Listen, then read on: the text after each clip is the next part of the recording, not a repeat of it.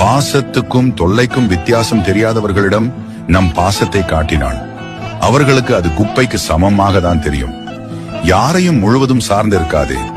காலம் மாறும்போது கைவிடப்பட்டால் கலங்கி போவாய். யாரையும் நம்பி வாழாதே, உன்னை நம்பி வாழ பழகு.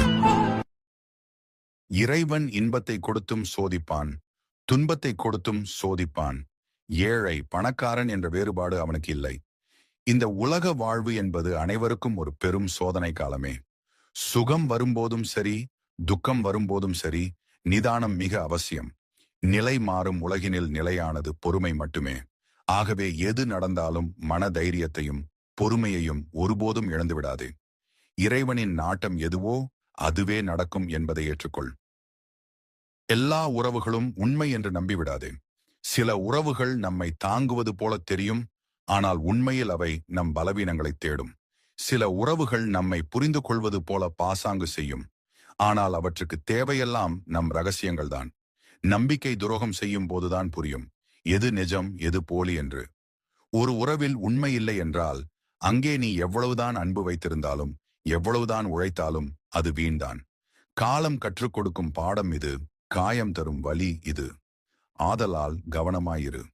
உன் இதயத்தை திறந்து கொடுக்கும் முன் அந்த உறவின் ஆழத்தை புரிந்து கொள். உன்னை நீ நேசி, உன் சுயமரியாதையை காத்துக்கொள். உனக்கு எது சிறந்தது என்று நீயே முடிவு செய். உண்மையான உறவுகளை போற்று, பொய்யானவற்றை தூக்கி எறி. அப்போதுதான் உன் வாழ்க்கை நிம்மதியாகவும் நிறைவாகவும் இருக்கும். உங்கள் கசப்பான கடந்த கால நினைவுகளை மறந்துவிடுங்கள். மற்றவர்கள் என்ன நினைக்கிறார்கள் என்பதை பற்றி நீங்கள் கவலைப்பட தேவையில்லை.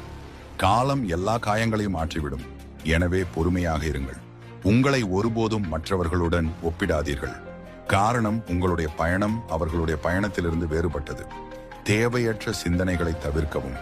எல்லா கேள்விகளுக்கும் விடை கிடைப்பதில்லை. உங்கள் மகிழ்ச்சிக்கு உங்களை தவிர வேறு யாராலும் பொறுப்பேற்க முடியாது. புன்னகையுங்கள். உலகில் உள்ள அனைத்து பிரச்சனைகளுக்கும் உங்களால் மட்டுமே தீர்வு காண முடியாது. தன்னம்பிக்கைதான் நம் வாழ்க்கையின் அடித்தளம். அது இல்லாமல் எதிலும் நம்மால் சாதிக்க முடியாது. மற்றவரின் உதவியை நம்பி வாழ்க்கையை நடத்த முயல்கிறோம் என்றால் அது நமக்கான வாழ்க்கையை பறிகொடுத்துவிடும். மற்றவர் கையை எதிர்பார்த்தால் நம் கனவுகள் தள்ளி போகும். வாழ்க்கையை நம்மால் மட்டுமே நிர்வகிக்க முடியும்.